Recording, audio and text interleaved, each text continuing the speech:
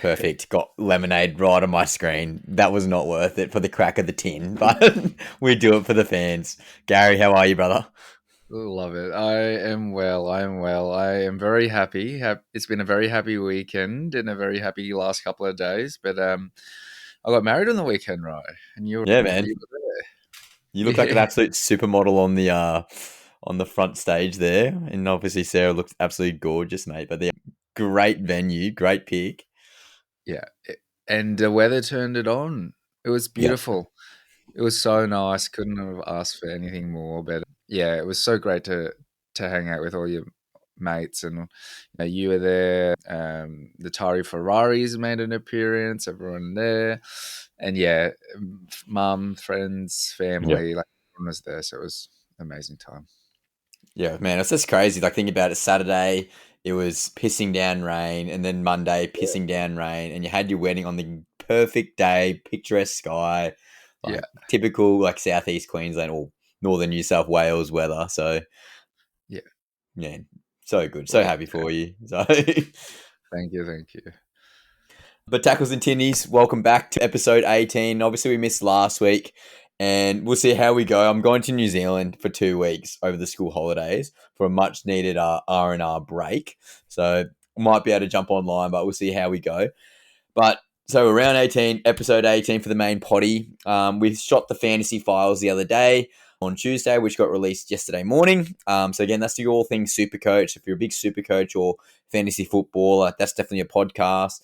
Our regulars, Jake and Chris, were having our usual chats, and I currently got the VC on Jacob Carraz against the Panthers right now, and he's currently not doing a whole lot. So maybe my hot takes aren't too hot, but hey, top 1% in all of Australia. So we take that. We take that. Hey, nice. But Gary, Physio Corner, let's get straight into it. All right, straight into Physio Corner. So, injury update round 17. Let's go to West Tigers first, but fullback Jerome Buller, he's out for at least 4 weeks with a hamstring injury, and which he suffered in the final plays against the Raiders. Over to the Dolphins, young winger Jack Bostock, he's out for the season with an ACL injury. It's so unfortunate because he's such a great player, Bostock. And then Kafusi from the Dolphins, he'll miss at least 3 more games after his knee surgery. To the Knights, they've been hit hard. So promising 5'8" Fletcher Sharp, he's in hospital with a ruptured spleen and a lacerated kidney, which means that his season's most likely over. To the Roosters, Sua Wong, he's got a 6-week return from an MCL injury. Nat Butcher, he's also out for 6 weeks. And Sammy Walker, he faces another month on the sideline after fracturing his thumb in training. But good news, Sandon Smith, he's expected to return after the bye. Cowboys backline depth, it's been tested again. So Valai, he needs surgery for a broken foot. Meanwhile, Semi Val May, he's nursing a broken Ballame, yep. jaw. To Storms centre Jack Howarth, he's sidelined with appendicitis. He's going to miss this weekend's game and state of origin duties as well, unfortunately for Jack. And then Will Warbrick continues to recover from concussion, doing solo training for now. To the Sharks, Teague Wilton, he was taken to the hospital with blurry vision, but he's been cleared and named to play, which is good. A blow for the Titans as Jaden Campbell suffered a Cat 1 head knock, so he won't be back anytime soon. I think it's a mandatory stand down, I think 11 days from Yep. memory. And Warriors, they've lost DWZ to a syndesmosis injury, so a high ankle sprain that we've mentioned a few times in the podcast, but he's aimed to return around round 20 to 22, which is great news. And then for the Warriors, good news as well. Rocco Berry, he's back. And to the Sea Eagles, they're going to be without Ola Kawatu for up to 6 weeks following that dislocated shoulder. Ryan, I don't know if you saw that, but yeah, it looked pretty sore. But Yeah. I mean, Live at 6 weeks. Seabus, mate. Yeah, yeah. So 6 weeks, which is kind of good. He's at that very early stage return, which is means that it's not too serious. And then Lockie Croker and Tommy Talau, they're also out for the Sea Eagles. At the Dragons, it's great news with Tupolotu, Allen, and Sua, they're all returning from injury. So looking good for the Dragons. And finally, South Sydney, Peter Mamazoulis and Campbell Graham, Cody Walker, they're all back. And then Jaden Sullivan, he returns through to the New South Wales Cup. But that's an NRL injury wrap. So I'll hand it back to you, Ryan. Yeah, Gazzy, well done, mate. Very thorough as always. Obviously, we've gone extensively throughout the ACL injuries. So Bostock, that's terrible news. Generally had that 9-month turnaround. We've also talked about the syndesmosis injury, so guys like DWZ. But a really uncommon one, Gazzy, would be that Fletcher Sharp. And I don't know how much you'd know about this because it's more internal organ sort of vibe. But can you Yeah. enlighten us, whatever you know? Sheesh. So I only heard about it as I was reading that out. So what I imagine is it's like a ruptured spleen and kidney is like oftentimes quite heavy impact. Now, I'm not sure whether it was sustained at training or like a Definitely game. in game. Was it in Yeah, it was in game? game. It was Yeah. against the last round, hey, in the Knights. Did you see what happened? Did you see him come Sort off? of Or like did you... tackled from like the side / behind. And I thought he actually went off with a HIA and then actually didn't come back onto the field. And yeah, so obviously they didn't know exactly what happened. They originally thought it was just the kidney, but the spleen issue was also another one that came Yeah, from their medical observations of him. But he only just yeah, got released, I believe, Wednesday night. So yeah, 2 days or yesterday night. So that's pretty wild. So he's in Perth for like 4 days and in yeah, hospital. So yeah, it's pretty concerning. yeah. Yeah, I don't know too much about it myself personally in regards to like the return to play. I've heard up to like 12 weeks. I've heard 16 weeks. I've heard end of season.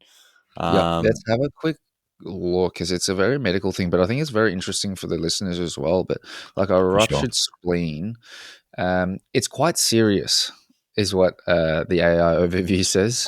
But it's a serious medical condition involving a break in the spleen surface, and it's often caused by blunt force trauma to the abdomen. So it's a medical emergency because the risk of severe internal bleeding and potential shock. In terms of a diagnosis, so symptoms, Fletcher Sharp would have felt kind of pain, dizziness, lightheadedness, confusion, fainting. So they would have got him, to hospital pretty quickly. Now it looks like, imaging, CT scans, and ultrasound. And I'm not sure if he had surgery, but the treatment looks like it's typically surgery and a blood Interesting. transfusion. But recovery, it looks like it can be, depending on the severity of the rupture, it can take up to several weeks. So not too bad in terms of season ending, but I'm not sure how long. Yeah. Yeah, because what I've heard reports is that he's recovering well, but obviously he's focused on getting back to full health, not about getting back on the field, which obviously is the most important thing for something so, I guess, hectic. The easiest way Yeah. to say it. Yeah. Yeah, wild. Like, absolutely wild. I know I'm a big overseas fan, and what I've heard and what I've read on Bleach Report in the past, quite common in the NFL. Apparently, obviously, due to their like just brute force running, colliding, and sort of running with their heads with their helmets. I haven't really heard for this in the rugby league, so yeah, it's interesting to hear your perspective on that, Gary. Yeah, crazy though, crazy. Yeah. Goodness. Rugby league, it's a tough sport, hey? And Yeah, like, I bet you Fletcher Sharp, he probably, when he was in the changing room, he probably wanted to get straight back on the field. I don't know, but like, it'd be interesting seeing like that take and how his interview and I guess how his health goes. But like you mentioned before, it's like player safety and yeah, hopefully he's okay because, taking it the time to get back to playing, it's probably a good idea to do that way. yeah. And I think it's also interesting to note because some of the symptoms you mentioned for the spleen and the kidney rupture, split, whatever, was the lightheadedness and the dizziness. And that's why I don't know exactly, but maybe that category 1 HIA that he got taken off for might have been symptoms from that as well. Yeah, very interesting. And I think obviously very fresh still, and we haven't got all the details. So obviously next time we're on the potty Gazzy, we'll certainly be providing the listeners with a more Yeah. detailed analysis on how he's going and sort of what goes from there. Like, I'm pretty oblivious to this whole thing, so I'm definitely keen to learn myself for sure. Yeah. But yeah, obviously the ACL, not good for Bostock, and those syndesmosis injuries. I think it also, we've also mentioned before, pardon me, about the Melbourne Storm winger with his concussions. Like, that's still crazy. That's been like 8 weeks now for Warbrick. What feels like 8 weeks. That's really concerning. What do you think he's going to be able to get back on the paddock this year, Gaz? Yeah. That takes me back to one of the, I think it might be, well, Ponga had an extensive history of recurrent head knocks and concussions, and he was out for, I remember, an extensive period, probably if not as long as Warbrick, but if not longer. Um, in terms of recovery, there's obviously something that's going on in terms of there's still like symptoms that are lingering. Yep. Because it's oftentimes a protocol. It's like, at the moment it's a mandatory at least 11-day stand down, and generally it's your return to contact as you're symptom free. So it's just monitoring his symptoms, and if he's not symptom free, that he's probably being held back a little bit because of that. So yeah, in terms of a prognosis, it's pretty much waiting for him to be symptom free, Yeah. and then getting back into contact. So what I'm reading right now, one of these articles is from April 24th, but he's unable to train due to lingering concussion issues. So he could probably say mid-April. So it's literally been 8 weeks, 9 weeks since his Yeah, concussion, which yeah, is, wow. that's crazy. When you think like the 11-day stand down, most boys are back straight after, but it's been Yeah, almost 9 weeks, which is pretty yeah, scary and crazy for him. yeah. Yeah, He's that's probably definitely had a something. lot of recurrent head knocks as well. So, like, Mm, through his footy career, it would be an interesting statistic to kind of delve into. But yeah, he's most likely had a lot of during his like early playing career, like maybe in juniors. yeah. It'd be interesting. I wish we could get him on the podcast, right? Mm. It'd be interesting to, if we could ask him, it'd be like, how many concussions have you had previously? Like Yeah. as a junior when you were 15, 16, was there one or two through each season? Because that kind of builds up, or it builds you a picture of the concussion and I guess the severity of concussions, because the more concussions you have, the greater the impact if you do have one, if that makes sense. Yeah. So yeah, that probably plays a big role into it as well. Yeah. Yeah. It's really, really scary, obviously. Do you think Union, because he's a former Rugby Sevens Olympian, do you think Yeah. Union being all the rucks and mauls could potentially be more detrimental in that regard? Yes, that would contribute to a big part of that too. Yeah, because in union you got to clean it out, clean Yeah. out the ruck, as Greg Golder would once say. Pick Us up a wings, brick mate. and We're then just scoring tries yeah, on the sideline looking good, mate. We don't have to worry about yeah, that. so true. Yeah, Well, Gary, I think that's very insightful. And obviously, listeners will do our best to keep up to date with what's happening with those two boys, especially, which is quite concerning. But good to hear that the money man Tuapolotu, after his hamstring dramas, is coming back. Obviously, he had that long injury stint with one of his legs, and then he had the minor one more recently, about 2 weeks ago. So hopefully, fingers crossed for him, and maybe hamstrings crossed, that the money man Tuapolotu can stay out there, because he's certainly a bit of a cult hero at the moment for the Dragons.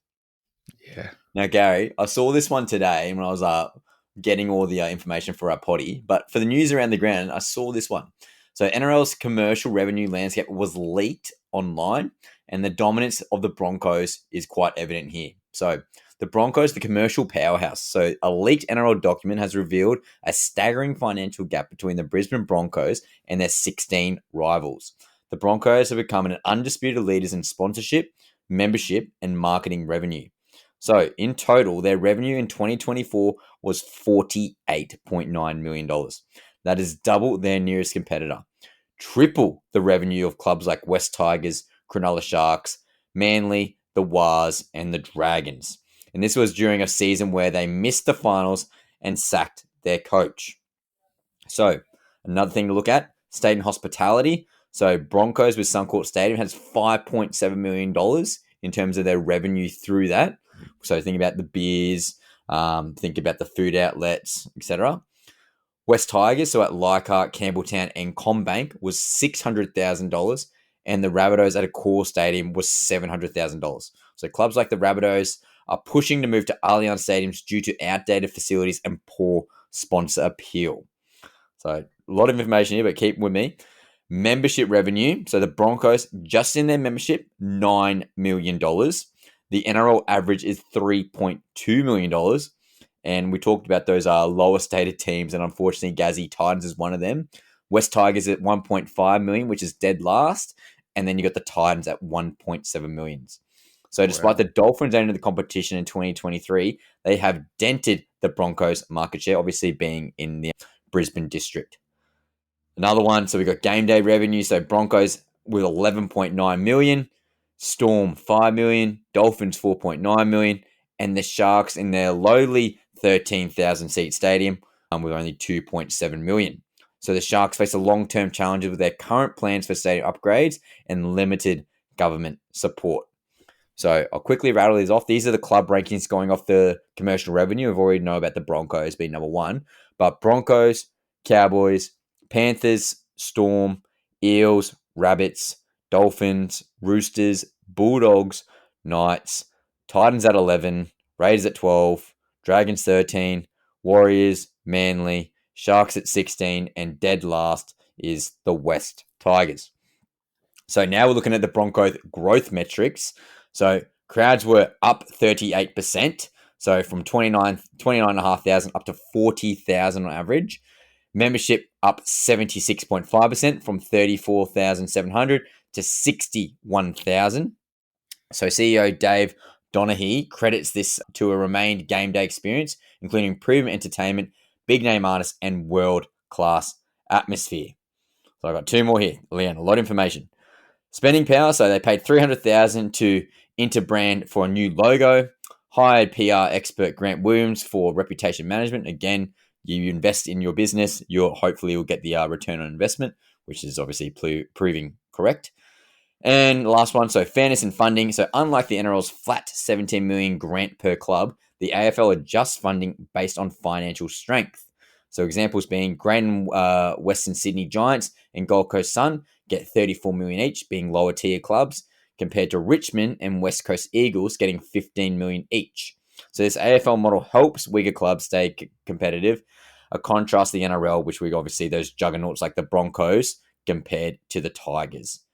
A lot of information, Gary, but holy moly, being a Queenslander, and I've obviously gone to many Broncos games or State of Origin or Magic Round, the Suncorp experience is undefeated, and we can probably agree, Gaz, that when you watch the Broncos or when you watch the Maroons or go to the Dolphins game or go to the Magic Round, you're going to have one of the best experiences within that stadium. And their precinct alone, you obviously got Caxton Street and all the surrounding bars and food outlets, but then you got the precinct literally outside the stadium. I know at Magic Round, for that fact, had many bars and certain game day activities for the kids. Like, it was unreal.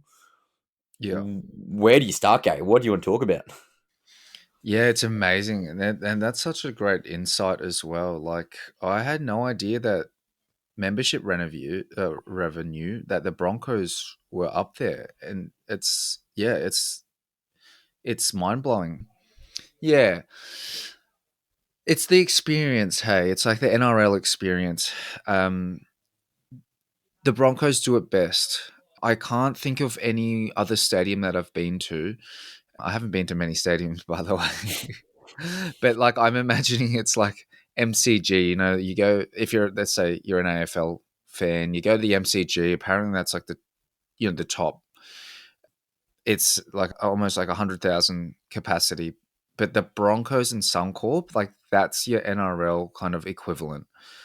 I wonder if there's any stadiums that are like more like bigger than Suncorp. I can't, or In maybe in regards to Sydney there might sizing, be. or Yeah, in regards to capacity, maybe yeah, we've got like Sydney. Allianz and stuff, which held like 80,000 in Sydney. Yeah, But obviously in Queensland, Suncorp's our mecca. That's our big yeah, dog. yeah, But that yeah. just proves that you don't necessarily need the biggest stadium. Obviously, you need to get probably around a 50,000 stadium for the big games, unlike, Mm, let's say, the Sharks or the Tigers, who got like 13, 15,000 people in their stadiums due to their yeah, grassroots, grass hill sort of vibes, like Manly, for example, at Leichhardt, not Leichhardt, at Four Pines Park. But Leichhardt Oval also has that grass hill. Again, you're just taking out a lot of seating there. yeah. But Broncos, crazy, crazy. What do you do if you're the Mm, Sharks, Gaz, or like the Tigers, or one of those smaller teams, like Titans, in regards to their money coming in? We should be doing a lot better. Honestly, we yeah. should be doing a lot better. We've got a great stadium, which we're very lucky. It's a mini Suncorp, really, when you think about it.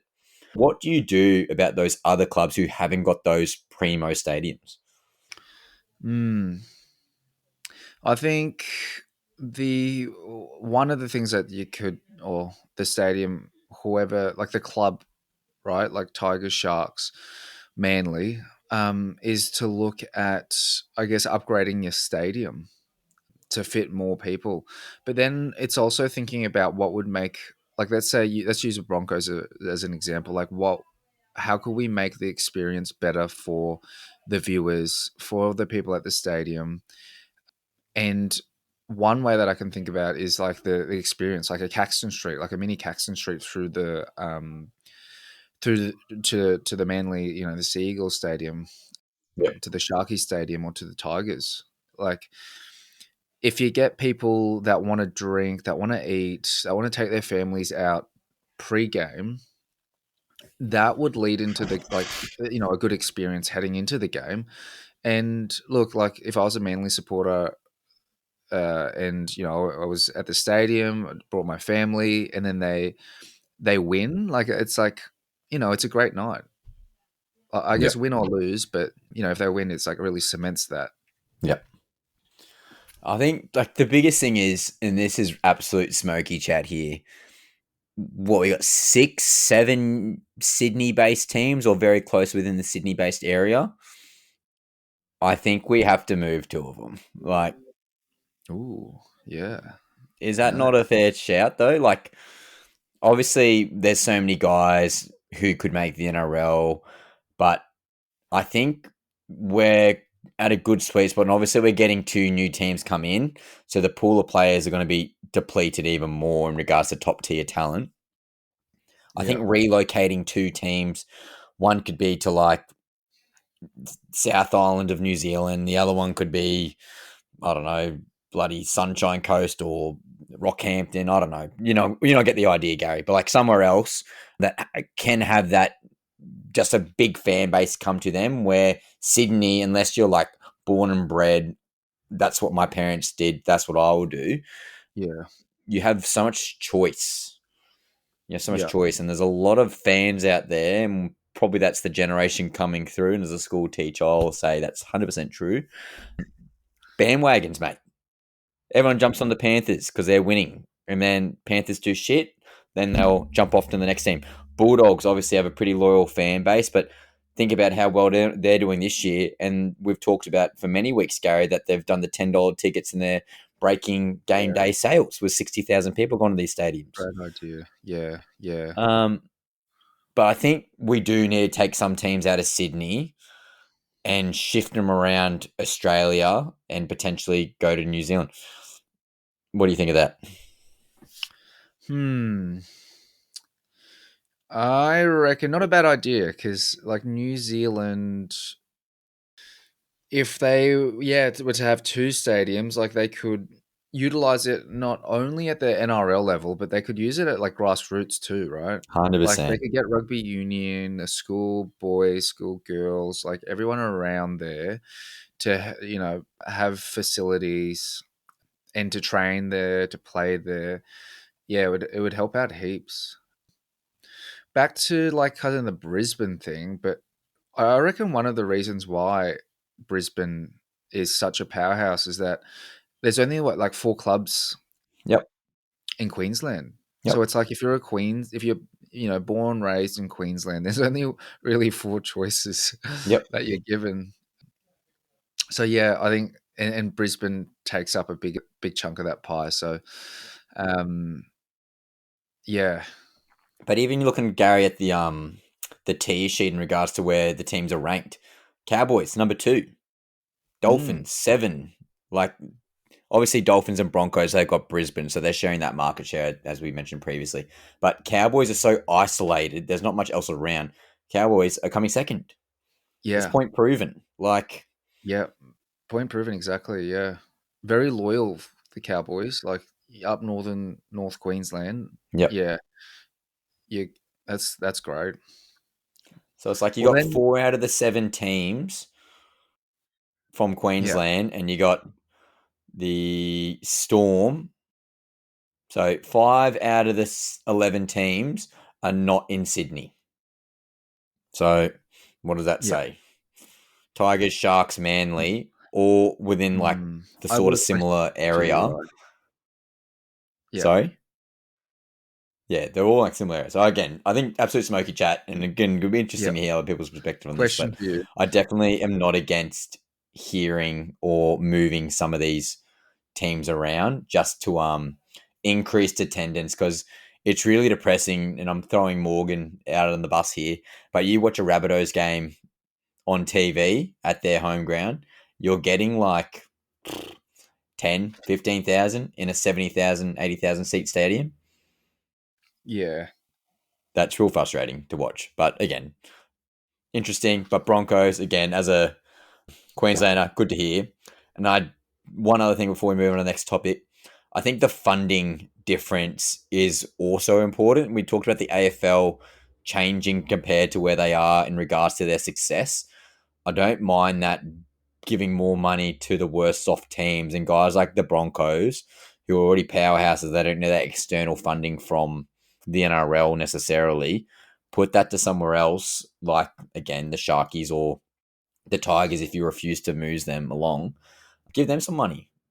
Fix up their stadiums, and then obviously that's going to be good for everybody. Again, transparency, blah blah blah. We talk about it many times here on tackles and tinnies. Anyway, we'll move on.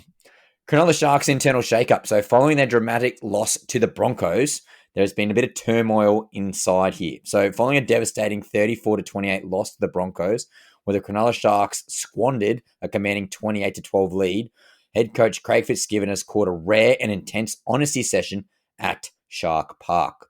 So, the Sharks currently are 6 on the ladder, but alarm bells are ringing over their defensive form, having considered an average of 33.5 points across the last 4 matches.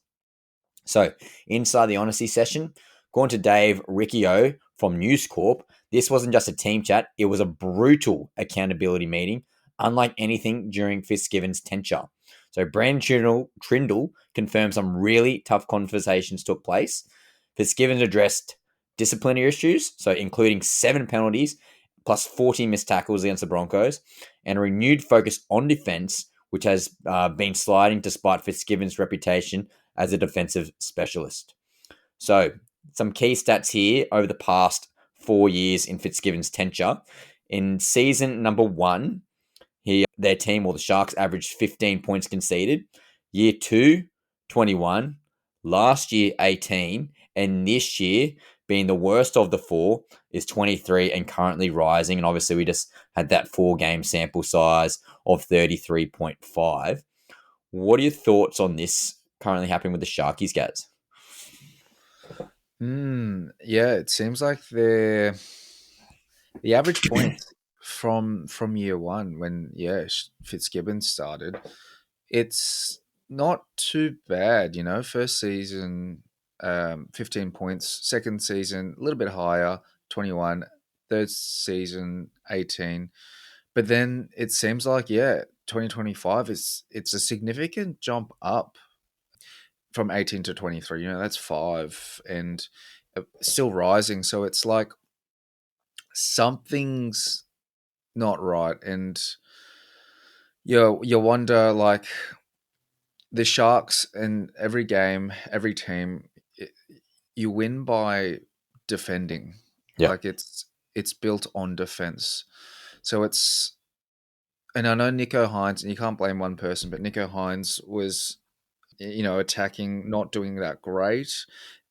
Although this year he's really done a lot better, and he's kind of clawed back and climbed back and started steering the ship a bit more.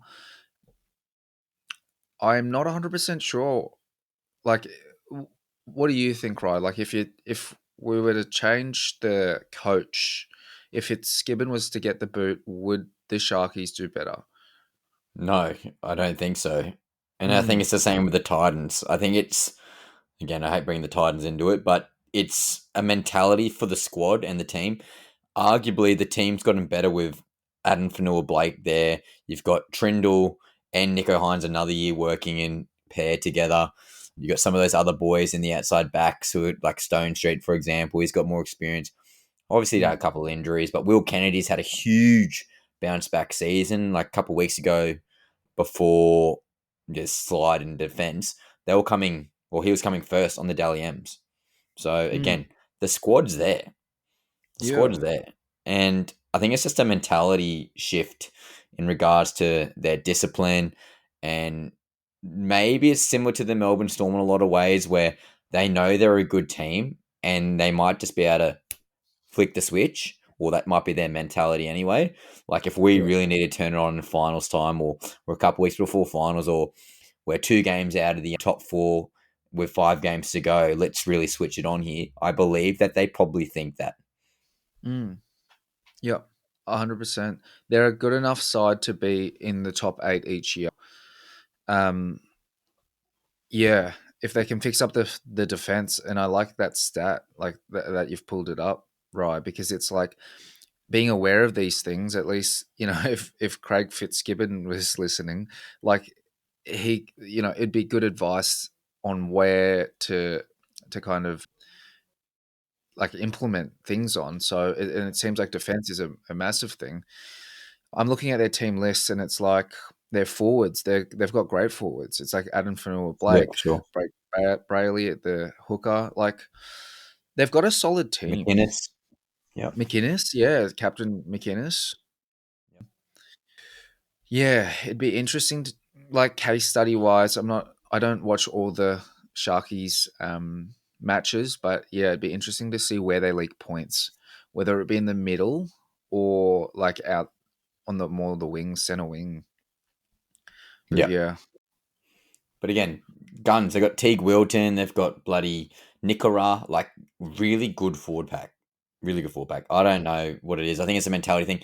And the segue, which will happen shortly for our next one, I think it's good that Fitzgibbon's having these hard and tough conversations and having these honest conversations with his boys. That's his job. He's there to keep them accountable, and pick out their defaults. So I'm sure he gives them a rap all the time saying we can score points with, we were some of the best defensive teams in the past couple of years, but we're not doing it consistently right now. Let's pull our finger out and let's have a red hot crack if we really want to make a dent in 2025. And I think the appropriate segue is similar in a lot of ways in regards to Anthony Seibold for the Manly Seagulls. So Manly Seagulls leadership crisis and the contract drama surrounding DCE. So Seibold's DCE dilemma. So the Manly Seagulls are in turmoil as coach Anthony Seibold faces mounting pressure to resolve the toxic captaincy saga involving Daly Cherry Evans. The team's season has imploded following losses to Newcastle and the mighty Gold Coast Titans, with signs of playing group no longer rallying behind DCE. Seibold reportedly asked DCE to publicly clarify his future, but DCE continues to dodge the issue, fueling speculation and frustration. So there's obviously the Roosters rumours that we know of, and there's a contrast in the game. So the rugby league community is convinced DC is heading to the Sydney Roosters. The proposed deal is 2 years with a mutual option for the third, which would take it DC to age 38. The Roosters believe pairing DC and Sam Walker could be the key to closing tight games and chasing another premiership. However, again, the inside turmoil and DC's inevitable leaving the club next season might result in a change of captaincy. So calls for growing to hand the captaincy to go towards Jake Jabojevic, who remains loyal to the club, and again, he's been willing to take a pay cut for the club. The locker room reportedly respects Trbojevic more, and many believe he will restore unity within the Manly Seagulls. A bit to unpack here, Gaz. We know a lot about the DCE saga. What are your thoughts currently on what's happening? Yeah, like 2 years, another 2 years for DCE. He'll be 38, you mentioned before. Like, that's, in terms of rugby league age, like, that's old. That's like Yeah. granddad old in rugby league. And it's like, will he wake up one morning and will his back just randomly spasm and he won't be Again. able to make it to training? You know what I mean? It's like at 38, I mean, amazing that he's still playing to this age because it's, he's quite fit and he's doing his training and he's doing all the hard work. But, you can't slow down your age. And at age 38, injury concerns would be a thing. But yeah, I think if he goes to Sydney Roosters, I wonder if any of the Sydney, supporters, Rooster supporters out there, like, let us know what you think. But I probably would have some kind of concerns because you want the best for your club, and it'd be like, well, is he the right option? I don't know if I'd then play him as a starter. If I was the coach, would I start DCE? I'm not sure. He'd be great for the club, as in he'd be great morale. He'd be great at training. He'd be able to teach Sammy Walker and all the younger boys a lot of what he knows, and with his experience, he knows a lot. And so I think in that case, yeah, amazing. Like, that experience is invaluable. Yeah. I think I agree with you in a lot of regards there, Gazzy. But why would you pay him the big bickies or somewhat big bickies to play off the bench? It's not like a Chad Townsend going to the Roosters where he was getting signed there as a third string halfback. Mm. He's going there to push them over the line. And I think that's why there's a bit of hesitation by the Roosters and maybe some, obviously, contract hurdles they're trying to go through. Maybe Roosters potentially trying to dodge a bit of extra money going onto his contract. And obviously, that's playing to their hands currently with his poor form and getting dropped from the Maroons. I'm pretty sure he's probably lost a couple 100,000 per year in more recent times. Obviously, that could probably change again. Yeah, it's real tough. It's tough for the DCE situation. I think with the Roosters packing behind him or in front of him, I think he could be quite dominant again. The Manly boys aren't known for their forwards. Their outside backs are absolutely unreal, arguably the best outside backs in the game, but they're constantly getting criticised for their lack of go forward. You got Ola Kawatu, obviously, but their other boys aren't really doing too much. And their biggest guy, Taniela Paseka, he tore his Achilles near the start of the year, if you recall, Gaz, and he was their main go forward man. So when he went down, DCE and the boys sort of took a step back a little bit. I think a change of scenery would go a long way. The 2 years, yes, with a third year option as well, might add. I think the 2 years is appropriate. I think the third year wouldn't get picked up. Mm. Yeah. Yeah. I'm just concerned with the DCE Sam Walker fit in regards to they both love the ball. Where currently Lukey Brooks, for example, is a perfect complement to him. He just runs the ball, really. Takes some kicking duties here and there. But Sam Walker and DC are so dominant. Like so dominant with the ball. That's my Mm. only concern. Obviously, shit can change. Like Jonathan Thurston and Cooper Cronk could do it at origin level. Don't see why they couldn't do it at club level, like those two boys. Yeah, thoughts on that? Yeah. Yep. Yep. Definitely agree with you there. As in Sammy Walker, Daly Cherry Evans, out of those two, I reckon similar game. Sammy Walker, both of them have really good kicking games. Yep. And Sammy Walker's great. He can find the line, Sammy Walker. You see sometimes he'll just do a little grubber through and then chase it, or a little chip through, chase it. A lot of flair. So both players, yeah, really keen to kind of see what happens there. Yep. And the last point there, Gaz, do you think DCE should lose his captaincy? If he goes to another club, Or is inevitable? Isn't say he's not re-signing there, but Should he Oh lose yeah, the yeah. captaincy now? Oh, now, wow.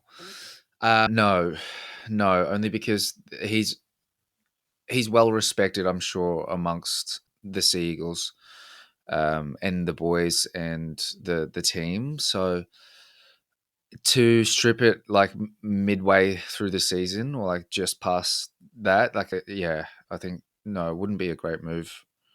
It wouldn't look well either. Yeah. And there's also other news that sort of goes hand in hand with this one, but there's essentially been a rat or a leak or a mole, however you want to say the terminology, but there's been a rat within the Manly Seagulls currently, and all this secret information that Anthony Seibold's holding individual meetings of all players that go for 7 minutes. Yeah, like all these really specific details have been leaked out. So I don't know if people are trying to push him out. The DCE saga, mate, Manly's in the shit. So it'd be interesting to hear Mm. Randall's take on this Yeah, as a diehard Manly 100%. boy. But yeah, not good signs. And then obviously, yeah, Turbo situation, he's been shifted to centre. A couple of boys have been dropped. Yeah, absolute shambles for Manly. So we'll see what happens if they respond this week. Yeah. So one of the other stories, we got NRL transfer windows. I'll try to rip through this one. So De Silva, he's a West Tigers hooker, but Appy Coruscant looks like he's sort of regained the 80-minute role. So De Silva's actually been essentially, if he wants to go somewhere else, he can, in other words. But I think some bigger news for the Broncos, a lot of re-signings and a couple of new boys coming through. Grant Anderson's the biggest under the radar story around because it wasn't under the radar. We knew about this like 3 months ago. But Grant Anderson has officially put pen to paper and signed a 2-year deal that ends at the end of 2027. So gun pickup for the Broncos there from Melbourne Storm. You got Josiah Karapani, who's been standing in for Cobbo. He's extended for another 2 years, again for 2027. Tony Staggs is re-signed to 2028. And Reynolds obviously done 1 year extension, so the end of 2026. And Blake Mozer, who's a young hooker, signed another 2-year extension. I think the biggest thing to note here that Anderson and Karapani have extended or signed, which I think would mean that money that Cobbo would have had, let's say 700K, those two boys probably make up the difference. I would say that Cobbo is gone and potentially by that June 30 deadline. Thoughts? Yeah, wow. Yeah, I reckon you might be right, Rye. It'd be interesting to see. There's been a lot of social media speculation about Cobbo, and and we've mentioned it previous weeks, but how his form hasn't been that great. So, wow, that'd be really interesting to see what happens. Love him as a player. Like he's a great player. Um, I don't know what it is. Maybe something in his personal life or his footy just hasn't been the best. And every player has their ups and downs. I'm hoping that he makes a bit of a comeback, Cobbo. I think, like, I hate saying this because he's a professional athlete, but he just gives me Latrell Mitchell vibes or back of prime Greg Inglis vibes where carrying too much weight in my eyes, carrying too much weight, need to drop a few kegs, and I think losing a few kilos would go a long way in regards to his enthusiasm and match fitness. I think if he dropped 5 kilos, mate, he'd be a totally different player, Mm. personally. Do you remember me saying a couple of podcasts ago, right? But he may go to Perth. What do you reckon? Mm. Could be a thing. But that's like, what, 2 years, mate? Like, what's he going to do this year and next? Like, I think the Yeah, Broncos, I don't, him leaving now, unless they get a player in return, what's the point of letting him go? Like, if you got one boy who goes down, Cobbo comes straight back in, obviously. yeah, Unless you're getting a player of value, potentially a second rower, maybe another outside back, I just don't see the point. There's no point letting him go. yeah, yeah. You want to keep him. Like he's great at any club. Like even as a utility, even as a reserve. Like you don't want to lose him. Especially for nothing. Yeah, Another player of interest, so Nafade White from the Roosters. He's the big front row. He's had an absolute revelation season. Big breakout star, 23-year-old. He's signed a 3-year extension to the end of 2029, which is great. He's averaging 151 run meters, and he's got 34 tackle busts this season. Trent Robinson has been quoted to call him a competitor with a deep hunger to improve. And my God, I wish I picked him up as Supercoach at the start of the year. Actually, I did have him as Supercoach, and then I decided to trade him out after 2 weeks, and then that was a bit of an L. But such is life. That is Supercoach. All right, and our final story for the week. This is the Mark Hughes Foundation. This is the Beanie round. Beanie for Brain Cancer for 2025. Oh, yeah, So nice. the NRL and the Mark Hughes Foundation have teamed up for their 9th consecutive year to raise awareness and funds for brain cancer research during the round 17 round for Telstra Premiership. Since its inception in 2017, the campaign has sold over 1 million beanies and raised more than $25 million. These funds have helped establish the Mark Hughes Foundation Centre for Brain Cancer Research at the University of Newcastle, now home to 100 researchers working across 6 dedicated research streams, including brain imaging and childhood brain cancer. So the impact on the Beanie round. So last year alone, the round raised $3.1 million, which caused Australia's most advanced MRI machine, now housed at the Mark Hughes Foundation Centre. The initiative was inspired by the late Matt Callender, non-executive producer of NRL, who passed away from brain cancer in 2017. So a symbol for hope. So the Mark Hughes Foundation founder, Mark Hughes, said, "Every beanie worn brings us one step closer to more hope, better outcomes, and one day a cure for brain cancer. Just like every NRL team needs a whole squad, we can't tackle brain cancer without a full-strength team. Everyone matters. Every patient, every researcher, every supporter." So, guys, unfortunately, I can't go to the Cowboys versus Titans game at Seabold this weekend, but I had my beanie ready to go. But for the people out there listening, wear your beanies at home. I should be wearing one now. I've got it packed in my suitcase for New Zealand. But you should go out wearing your beanies. Just show support, guys. Take some photos. Tag it on social media. The more awareness, the more funds that we can get for this foundation. Obviously, that's going to be beneficial for everyone. And you never know, one of your family members or potentially yourself, fingers crossed, touch wood, all the above, we get it. And we just want to rally around those type of people. And our thoughts and prayers are with those people. Gary, thoughts? Yeah, I think that's great, right? Great that Channel 9 and Mark Hughes set up this like foundation, because it's such a big thing that to go into or to know someone or to have this condition, it's not a very nice thing. So to get as much support around as possible and to have this MRI machine, this advanced one, to brain scan and just to diagnose and stuff, it's huge. Yep. So, yeah, I know I'm going to do my part. Might buy a Titans beanie and It's a good idea. yeah, and try and donate to this cause. That's great. Again, guys, just thoughts and prayers for everyone or know someone with brain cancer, let alone any type of cancer. Life's too short. Life's too finite. There's no point holding resentment or animosity, or hate. You never know what someone could be going through. Always be nice. Always smile. Yeah, that's just my little spiel. A little life lesson for anyone listening out there. But that's news around the round, Gaz. We'll go straight to the round 16 game review. So I'll do the first one. We're at the West Tigers 12 to the Canberra Raiders 16. So this was a very, very interesting match. And I'm pretty sure the Raiders didn't do too well due to the fact that they were probably celebrating Josh Papali'i's milestone round the week beforehand. But I'll read what I've got here. The Canberra Raiders held off a spirited second half comeback from the West Tigers to claim a gritty 16-12 victory at Campbelltown Stadium. So the match summary at halftime, the Raiders were up 16-0, and full time, the Raiders won 16-12. So again, the Tigers made a spirited comeback.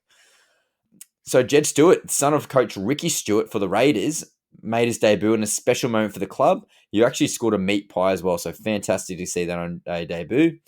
The Tigers' late push was led by Api Coruscant and Jareem Buller, who injected energy and creativity into the attack.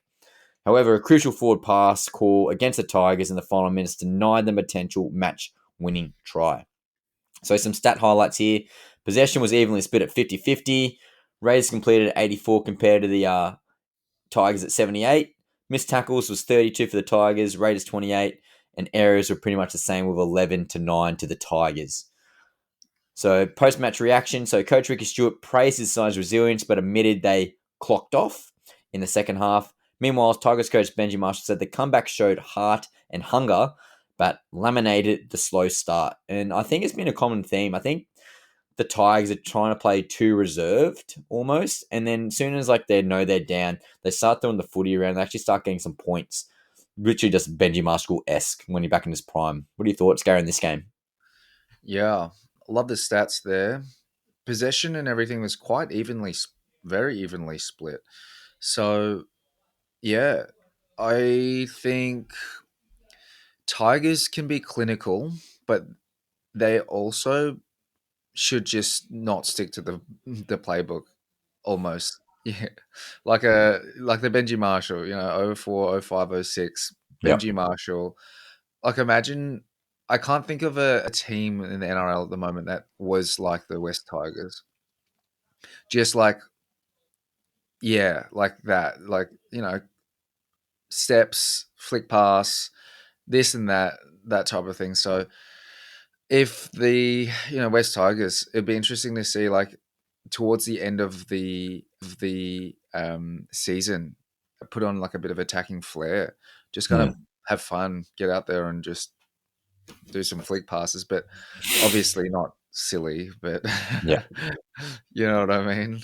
It'll It'd be be great to interesting now see. because Latu Fainu is now playing halfback with Jerome Luai being shifted from halfback to his more natural position at 5'8".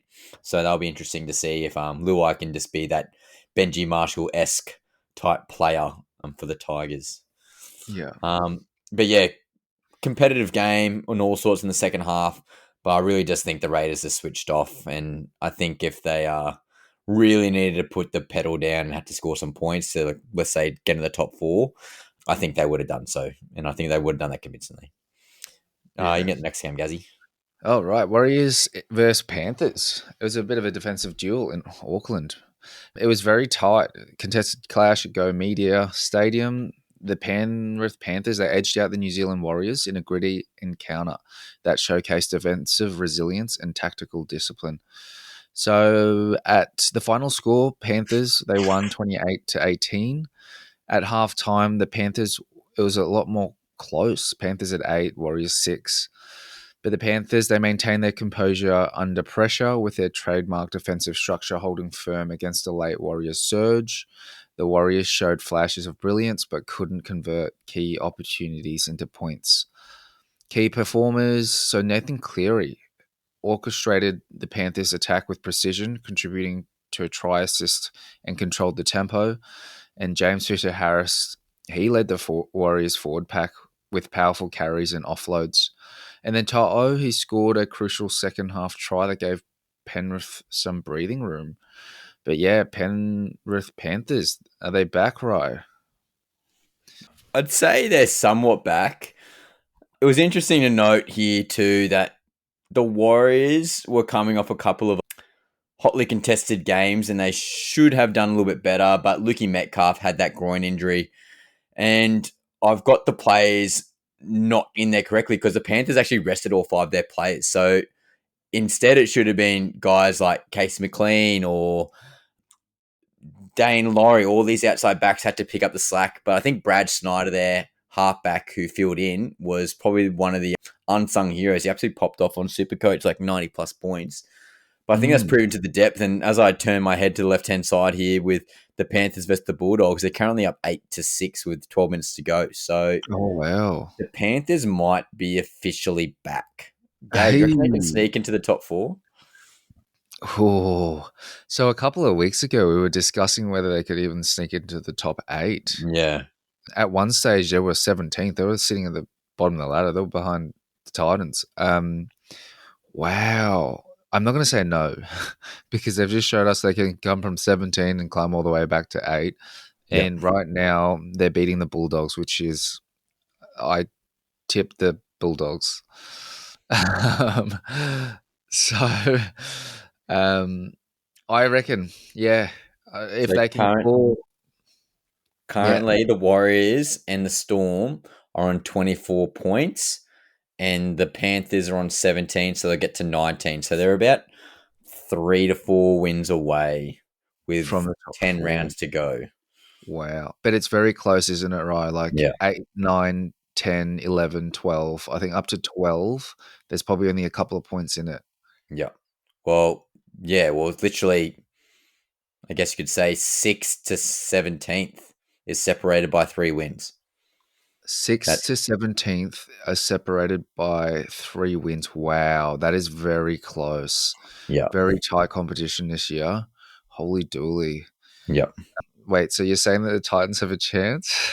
Well, I think they kind of effed up by losing to the Parramatta Eels, which we'll get to shortly. But Yeah. that's that could have just yeah. That's let's not talk about that just yet. Well, That's gonna for the annoy me too Penrith much. supporters, though, imagine like 5 in a row.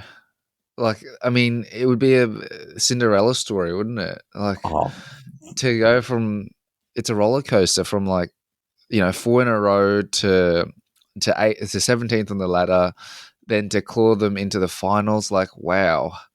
Yeah, like a amazing story. Hopefully they can. mate, It'd be imagine very exciting six to watch. grand finals in a row and 5 wins. That's crazy. And your team every year has looked different with key players leaving the club.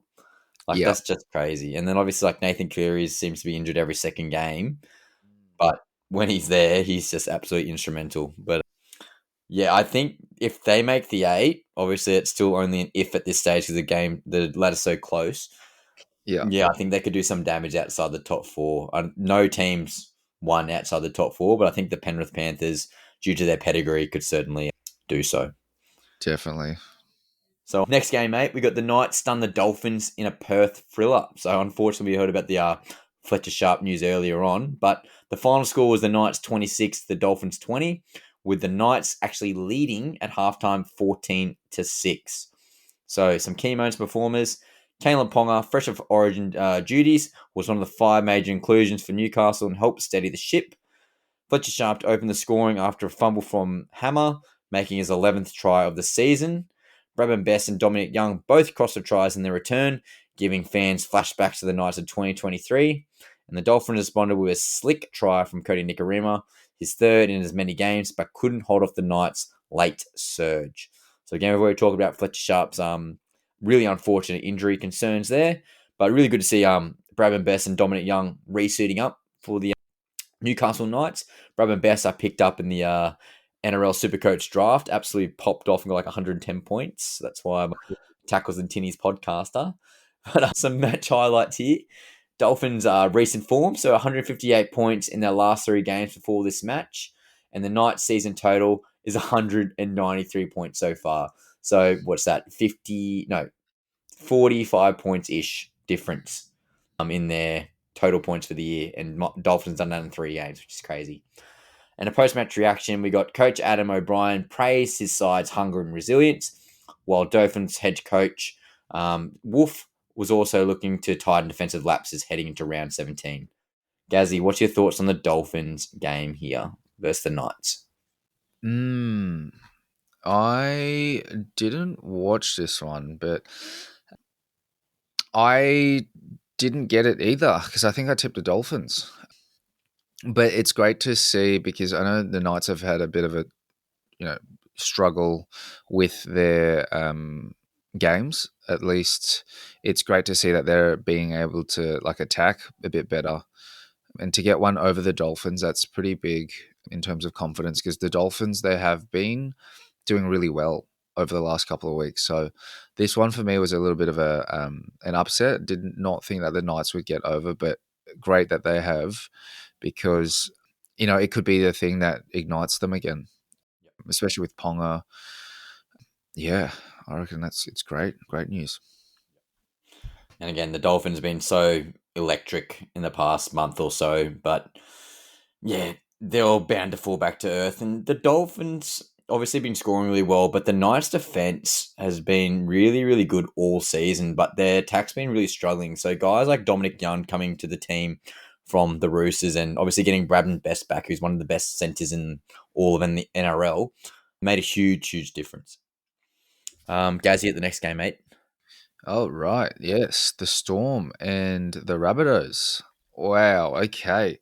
Damn, I'm gonna have to go watch the highlights after this podcast, right? Because holy dooly, Storm to win by 1.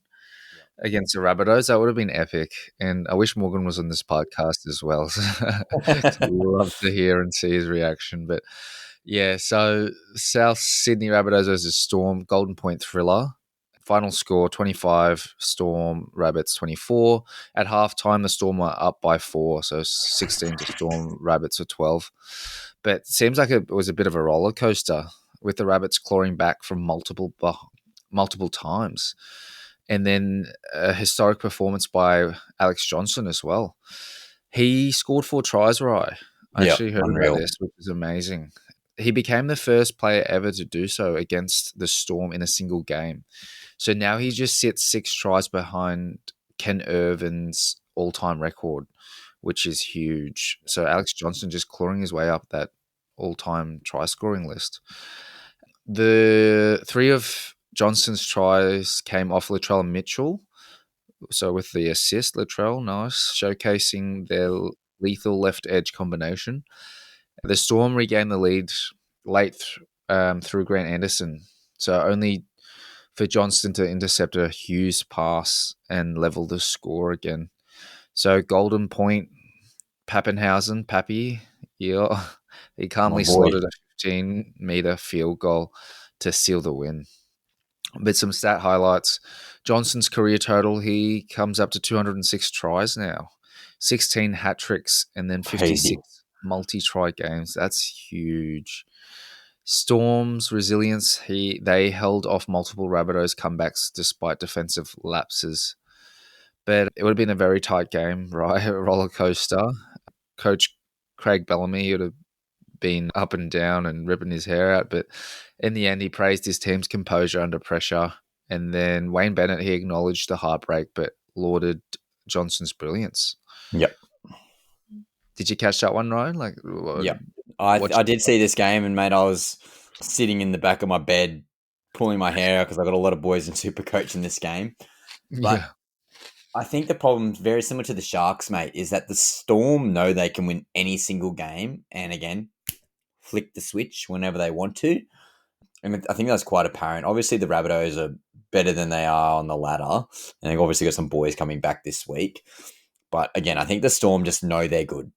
And I think they switch off at times and throw complacent passes. And obviously, boys are backing up for Origin, guys like Munster, for example. But it was still, still concerning that they do have these moments of inconsistency and moments of just like putting the foot off the pedal sort of vibe. Watching the TV and seeing Craig Bellamy just run around the coach's box, like essentially having to get hold back by his assistant coach because he's like blasting it on the speaker, getting some commands down to the trainer on the field. Yeah, they're a frustrating team to watch, the Melbourne Storm. When they're on, but they have a lot of games where they just put off their gas pedal and they know in the last couple of minutes that they really need to get points, they're probably going to score them. Thoughts on that? Yeah. Yeah, they are one of the most resilient teams. Like when they regroup and when they reset, they can turn things around. They like to have the lead as well. So I think kudos to the Rabbits from, just keep clawing, nipping at their heels. Yep. Because, that's amazing because the Storm, they do have a really good defensive structure, defensive team. They're up there, I'm sure, in the defensive stats. But yeah, for the Rabbits to turn that round, it's massive kudos. And yeah, Alex Johnson, I think massive praise for him too. 100%. Tries. And he's returned from that Achilles injury, Gaz, if we recall that. He's had the Achilles injury last year, so him coming back and, absolutely killing it this year. That's great to see. Great to see. And obviously 4 tries is unbelievable. That right side defence from the Melbourne Storm look really poor, and I don't know if Suafar Longo is going to be able to hold a spot on the wing if that's going to be the case, because again, as you mentioned before, Gaz, defence wins championships. So next game, this was the triple header that we couldn't really see too much of because we're at your beautiful wedding, Gary. But the Broncos 34 to the Sharks 28. This was at Suncorp Stadium. So the Broncos actually overturning 16-point deficit in the second half. So I was on my phone, I was checking out the wedding. I was like, holy moly, Broncos are getting smacked. and then checked at the end, and all of a sudden the game was won. So really, really good to see. So halftime score, it was 18-12, and then the Sharks led 28-12 in the 53rd minute. And then all of a sudden, the final score, the Broncos won 34-28. So the Broncos scored four unanswered tries in the last 27 minutes, showcasing resilience, flair, and obviously using that home ground advantage to the best of their ability. Pardon me. So Adam Reynolds, fresh off signing a 1-year extension, turned back the clock with a vintage performance. His basketball-style cutout pass to Josiah Karapani in the 67th minute was a game changer. Reynolds then nailed a silent conversion with the Broncos a 2-point lead. Reece Walsh, battling a knee injury, delivered a massive play 4 minutes later, breaking clear from halfway to set up Shibasaki's second try. And the Sharks, who had looked dominant early, were left searching for answers as the defense crumbled under pressure again. So some stat highlights. Karapani scored, Shibasaki got a double, and Staggs and Arthur also joined the try-scoring efforts. The Sharkies, so Hines scored, Mulatalo scored, Nickera and Hunt scored, and Reno got 5 out of 6 conversions. So some post-match highlights. So Madge praises team's never say die attitude, while Sharks coach Craig Fitzgibbon admitted his side lost control and composure in the final quarter of the game. Now, Gary, again, we didn't see it live, but I was watching on my phone where I could. Holy moly, the Broncos in the last 20 minutes popped off. What are your thoughts on this game, or what you know about this game?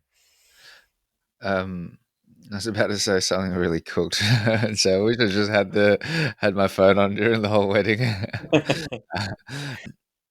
Yeah, it's great to see. It seems like the Broncos, were down, and then for the Sharks to then lead, but then for Broncos to claw back up, it would have been a really great game, especially with Adam Reynolds probably back to his best.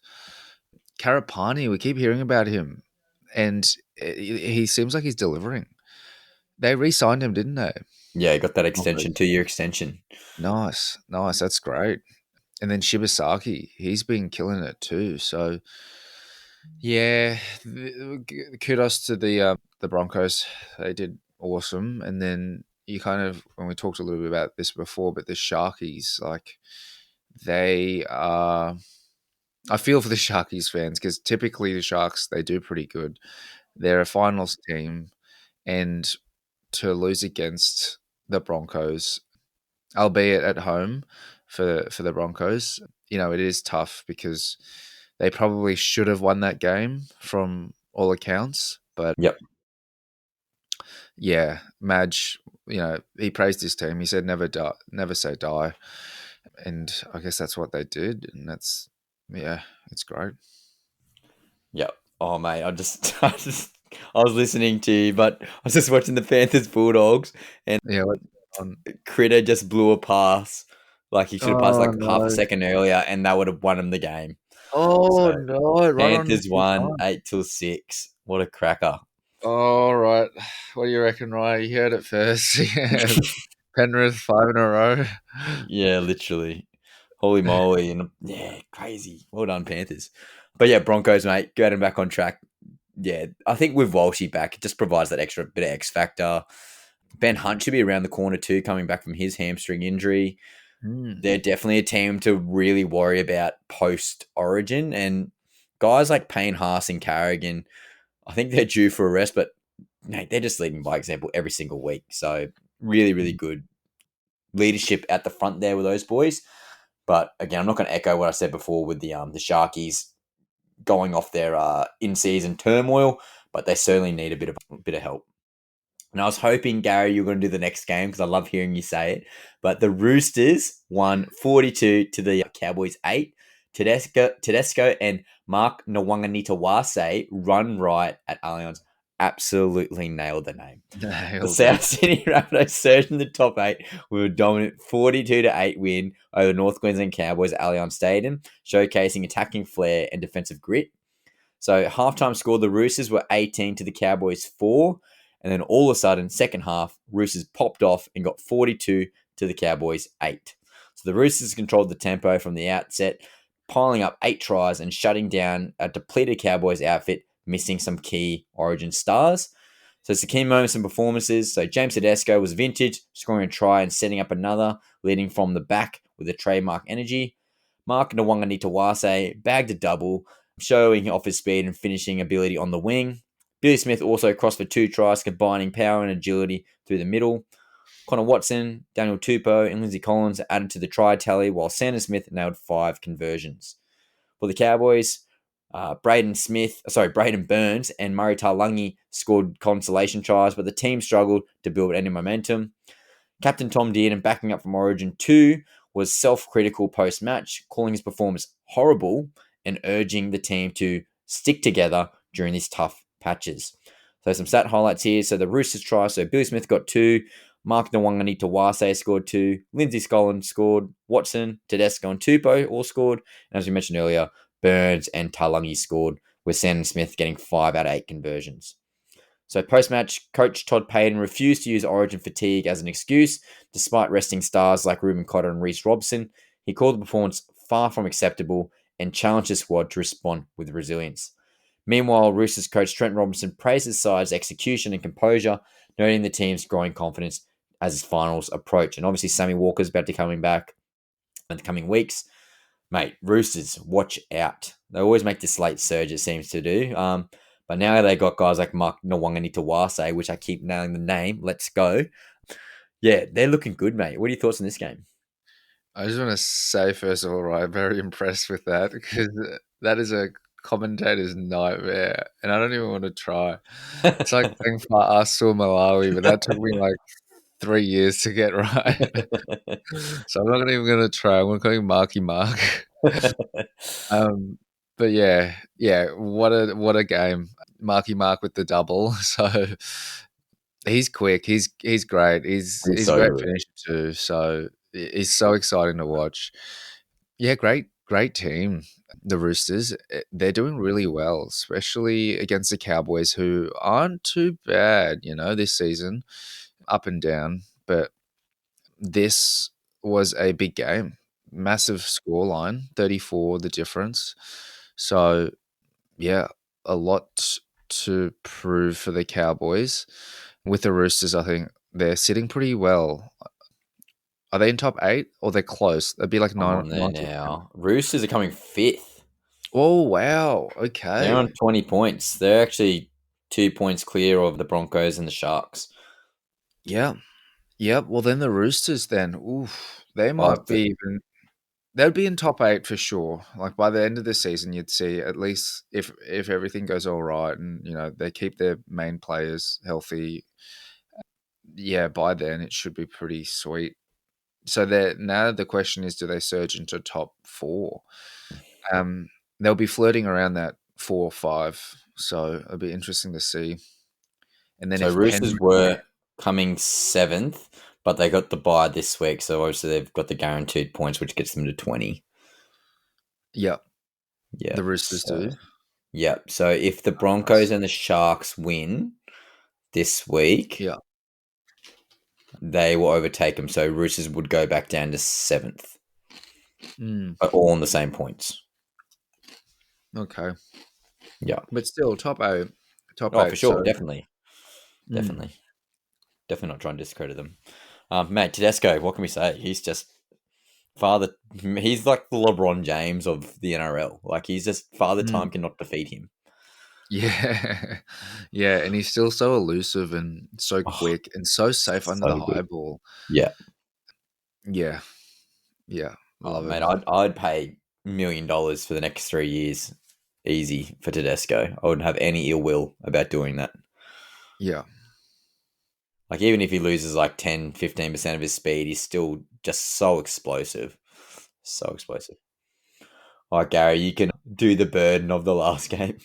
Oh, no. Don't do that to me, right? All right, we might have to speed run this one, but the Titans versus the Eels on the wedding day. Yeah. The Eels defeated the Titans 36-20. And that was despite missing star half Mitchell Moses and Dylan Brown. Yep. That hurts even more knowing that. But they delivered a confident and entertaining win over the Gold Coast Titans, finishing 36-20 at Combank.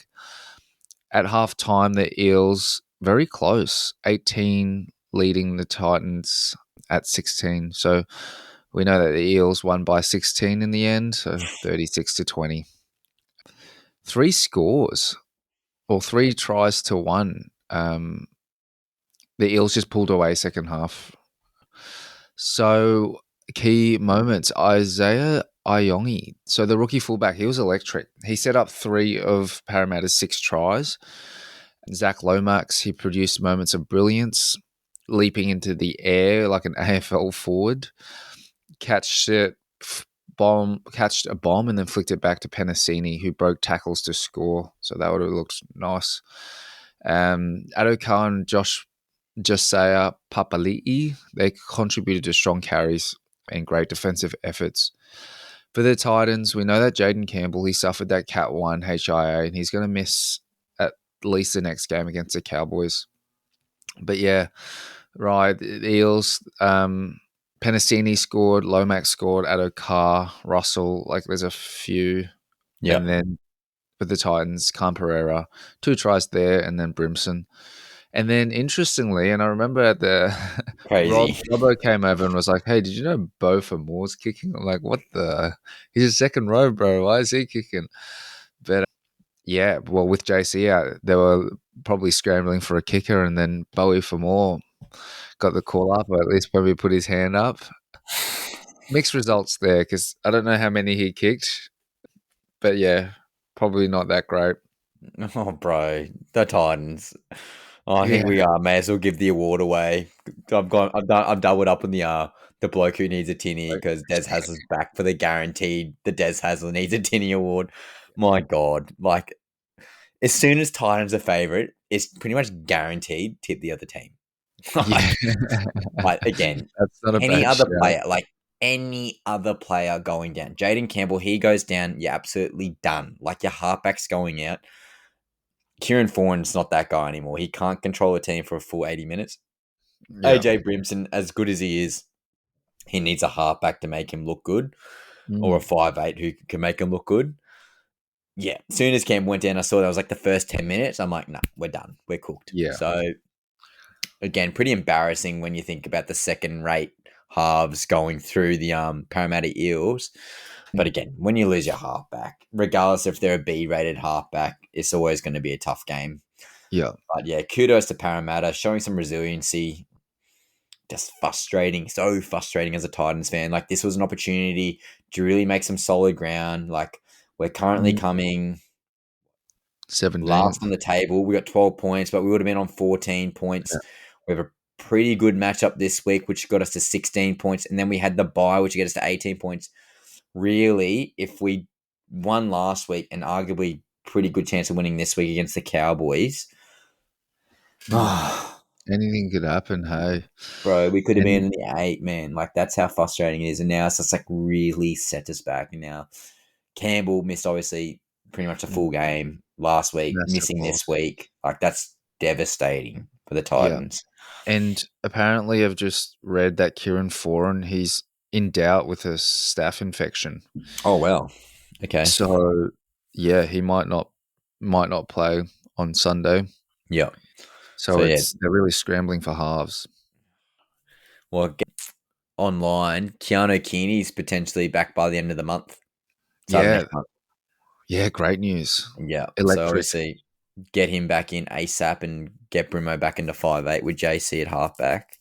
Yeah. Then we could potentially go on a very late run, but maybe too little too late, but time will tell. But again, shout out to the Parramatta Eels. They looked great from the highlights I saw. Obviously, we're at your wedding, mate, so you couldn't watch it live. Wink, wink. Get it Don't on tell the Steve. big screen, Sarah, Don't tell please. Steve. But yeah, it was so frustrating. Just very, very frustrating as a Titans fan. And again, I don't know. It's not Des Hasler's fault, mate. At the end of the day, you can only do so much. The boys are out there; they're the ones playing. So yeah, Mm. we'll see what happens in the next coming weeks. But yeah, that's the round wrap up. Now we've got the tips, Gary. So I've got to go 2 weeks here. So round 16 tips. So we got the Tigers versus the Raiders. Both tipped the Raiders. Wars versus Panthers. We both tipped the Wars, and that lost. The Finns versus Knights. We both tipped the Finns, that lost. And then we actually tipped everything the same, Gaz. So both tipped the Storm, that won. Both tipped the Broncos, they won. Both tipped the Roosters, they won. And we both tipped the Titties, they won. So actually, for that round, we were 4 each. So for the season, Gary, you're on 66 points and I'm on 72. So again, Gary, you're going to have to do some points of different bets, mate. Otherwise, you're never going to be able to catch up to me. So now, this is a bit of a spoiler, so this will be interesting. But Cap or Fact round 17 prediction. So obviously the game just happened. Is ChatGPT up to scratch this week? So Cap or Fact round 17 predictions with a bit of a score analysis. So Panthers versus Bulldogs. Panthers will cruise with Cleary back. So Cap or Fact, Gary, as we have just seen the score, but ChatGPT predicted the Panthers 32 to the Bulldogs 10. And the analysis was Cleary's return is a game changer. His control, kicking game, and leadership will elevate the Panthers with attack, except a clinic in game management and a few try assists to boot. So obviously it was 8-6, so it wasn't a demolition of a game at all. But ChatGPT at least got that one right. Straight facts. Straight facts. Next game, so this is tomorrow for the Friday night game. We've got the Manly Seagulls versus the Tigers. So ChatGPT has predicted Manly 30 to the Tigers 10. So back up 4 points, Manly will be fired up. DC and Turbo should dominate, and the Tigers' defensive lapses will be punished. Gary, Cap or Fact? I'm going to say fact. Yeah, with the Seagulls, with their edge, with their forwards against the Tigers, they should get up. So yeah, facts, straight facts. Yeah, I say facts too. I think the boys have a lot to play for. I can't wait to see Turbo at centre, to be honest. I think he's going to absolutely pop off. Just has to really focus on running the ball instead of trying to facilitate all the time, which he's been doing in the past couple of weeks or when he's been able to play. I'd love to see that. Yeah, Lehigh has obviously been absolute gun at the back there, so it'll be interesting to see. But yeah, Tigers, who knows? Latu Fainu, he's gone to halfback, and Heath Mason, he's gone to fullback, so it'll be interesting how they go. Knights versus Raiders is the next game. So ChatGPT has predicted the Raiders 22 to the Knights 18. So Canberra's depth and grit will carry them through. So we got Fogarty will steer the ship, and their forward pack will win the arm wrestle. So Gary, Cap or Fact for the Raiders? I'm gonna go fact. Sorry, I agree. I agree with ChatGPT on this one, especially with the Knights having sharp. I think the Raiders, yeah, definitely too strong. Yeah, I think Raiders too strong too, mate. They've been very, very good, and I think they've got off their hangover from the previous week with Josh Papali'i. So yeah, I think they'll be ready to rock and roll. And obviously the Knights losing Fletcher Sharp, that's a huge loss for them. Broncos versus Warriors the next game. ChatGPT has predicted the Broncos 26 to the Warriors 16, with Hafs, Carrigan, and Jensen all lining up in the forwards. The Broncos are stacked. Reynolds and Mam will feed off that platform, and Staggs could have a field day on the edge. Cap or Fact, Gaz? Far out, right? This is a tough one because Warriors always have such a great game, like at Seabus or even at Suncorp. Yep. Oh, I need to get one up on your right. I need a few on the. I'm gonna go Warriors. Bit of a smoky, but Warriors. So I'm gonna say Cap for this one. Yeah. Tip of the Warriors. I agree, Gazzy. I second that, mate. It's a very tough game, and you can actually argue it's a Warriors home game. They seem to have that huge collegiate of fans in Southeast Queensland. I think they're going to get like 40 plus thousand in this game, which would be unreal to watch live, let alone on TV. But yeah, I think the Broncos, mate, they're just looking good. Yeah, I'm going to say facts. ChatGPT backing you all the way. Next game, Dragons versus Eels. Eels are back after round 16 win. So ChatGPT has predicted the Eels 28 to the Dragons 16. With Lomas and Iongi in red hot form, if Para Pack holds firm, their backline will do the damage. Dragons will struggle to match the pace. Cap or Fact? This one's another tough one for me, but I'm going to say facts. I agree. ChatGPT. You going with Eels, yep. I'm going Interesting. to Eels. Yep. Two in a row for the Eels. Eels are back with. I think Dylan Brown's playing, which is a huge inclusion for them as well. So I'm going to Mm. agree with that sentiment that Parramatta will win. That's fact for me.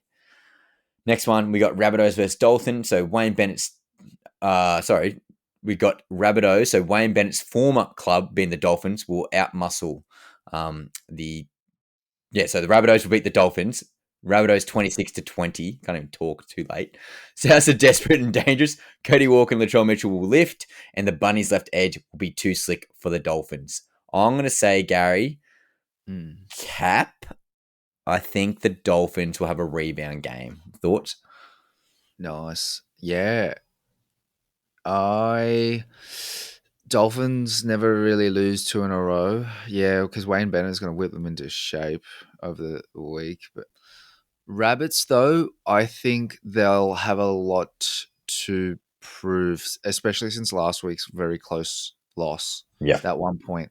So this game, I think, is going to be another really really good game to watch. Yeah.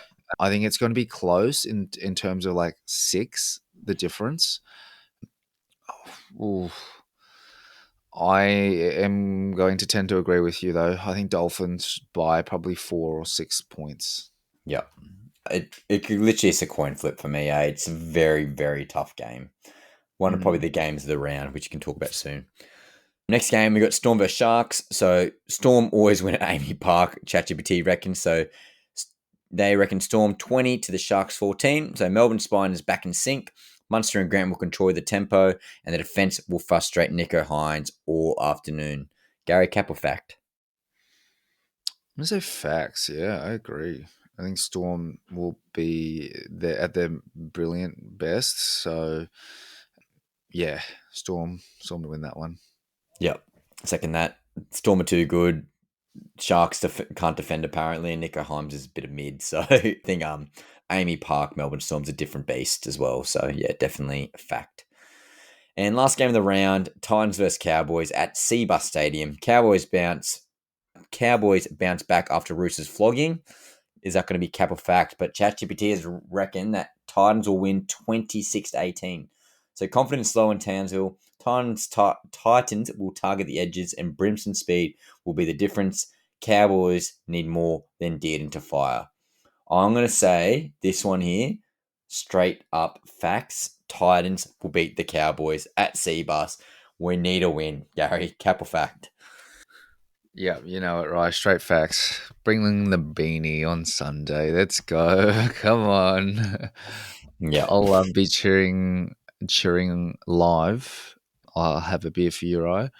Appreciate And that. hope you at least catch the game in New Zealand. Yes. Yeah. Certainly will be. Or try to watch it somewhere when While I'm you're, shredding down the slopes. exactly, yeah. Yeah. One phone out, and then you're like skiing, snowboarding. Yeah, 100%. Yeah. But yeah, I hope it's a close game. But yeah, Titans need to win for sure. Yeah. Now, Gary, we got our round 18 tips here. So you haven't got me yours, but I'm sure you've done it externally. But I'll just write it on here. Panthers versus Bulldogs. Who you got? I went Dogs. Dogs. That's right. You did say that earlier. Well, I got that point. Thank you. Panthers won. Manly versus Tigers. Manly. Raiders Knights. The Raiders. Yep. So I've got Manly as well, and I got the Raiders as well. Broncos versus Wars. I went Was. Yep. I got Bronx. Dragons versus Eels. Eels. Yep. I got the Eels as well. Finns Rabbits. I said Rabbits, but you went Rabbits. So I'm going to go, actually, Finns. Let's go Finns, that one. I'm going Finns as well. I'm changing my vote. I've talked myself into it before. Do you want Oh, Rabbits? no, I'll go Finns. Fins up, dude. Fins Fins up, up. Storm versus Sharks. You said Storm. Yeah. Yep. And Titties versus Cowboys. You have to say Jeez. Gary's loyal. Let's go. Tits up, baby. Every week. Now, Gary, think of some smoky bets here, but I'll do mine. Yeah. So I've got less than 5 HEAs. Man, it's too tired for me. It's like 10 o'clock on a school night. Less than 5 HIAs total for the round is one of my smoky bets. I got one player on Supercoach to score over 130 points, and I want this one to hit. I've tried this one before and it's failed because his hamstring injury. But the money man, Christian Tuipulotu, to do his money man try celebration. One of these ones. Oi. Gary, what do you Right. got for me? I'm gonna go to the Alex Johnson for this one. Alex Johnson to continue his streak, right? I'm gonna say at least a double. A double for Alex Johnson on the wing against who's he playing? The Finns. Maybe you should tip the Rabbitohs then, mate. Yeah, whoops. Titans. I'm gonna go to Titans for my second one. Yeah. I'm gonna say Tino to return from a sternal injury and to have a fire game. So I'm gonna go super coach. Let's go. I reckon 80. We're Yep, gonna go that's fair. to 80 on super coach. That'd be great for Tino. Yep. And then let's go to the Storm Sharks game. I'm going to say any player on the Sharks team, Storm team, to go over 110. Okay. Yep. Player to go. And for your sake, hopefully Jerome Hughes. Jerome Hughes, Cameron Munster, Ali Katoa, Ryan Pappenhausen. You can name it. They're on my team. So, but yeah, I like that. That's good. Maybe not Pappenhausen. Go like, give me Jerome Hughes. Everyone has Pappenhausen. Yeah. So that's our tips and our smoky bets for the week. And one of our last 7 guys, one of your favourites, the Tinnie Awards for round 16. So the hit stick award's pretty hard every week, eh? Like there's some big tackles, but the one I picked out was from the Roosters game. And it was Lindsay Collins. So Collins absolutely folded Griffith Neem with a front-on shot that echoed through Allianz. It was a textbook timing and pure power. Yeah, and obviously them absolutely folding the Cowboys. I think they deserve some sort of love as well.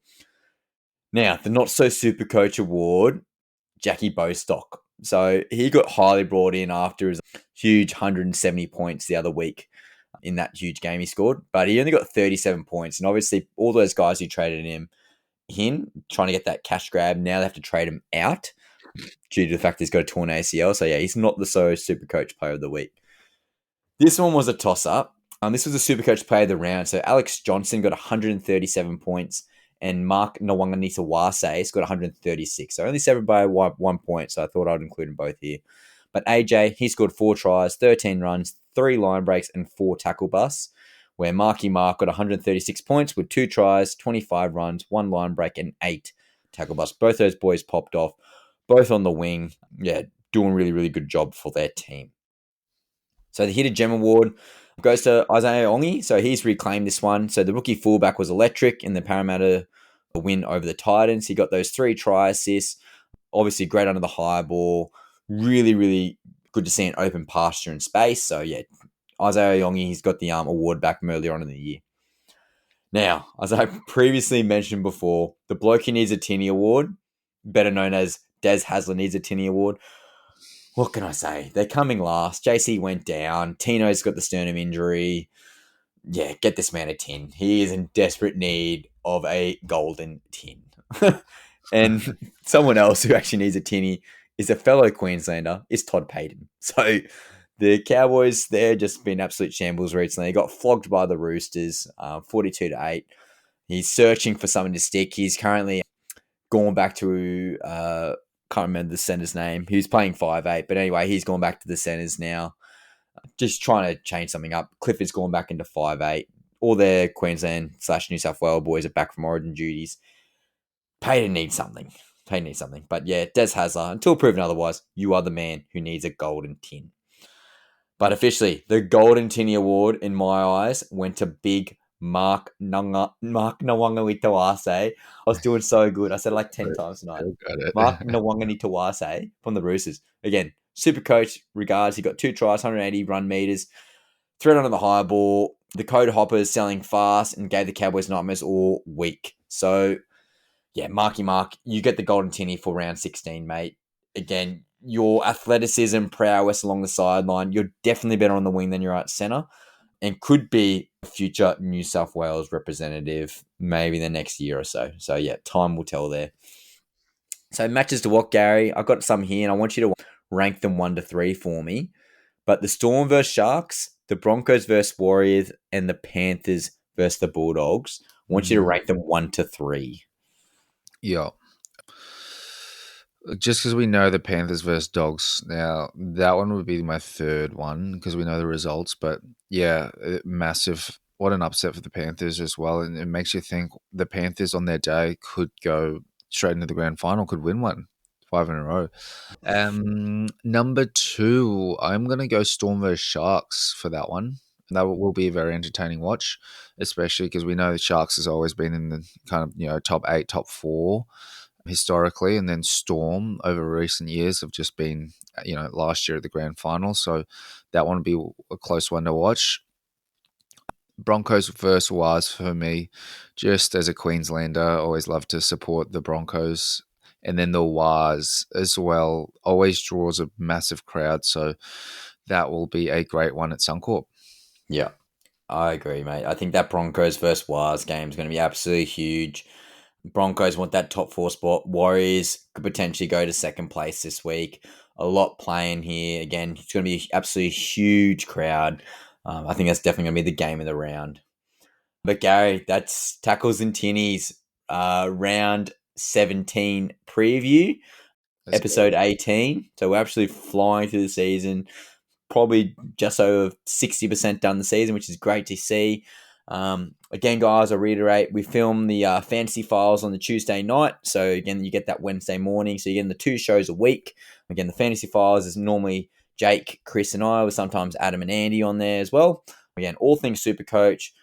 We love hearing your teams and the shit takes that some of those boys give me on the show. I'm obviously perfect and I make no bad trades. Wink, wink, nudge, nudge. So, yeah, give some love there on the Fantasy Files, guys.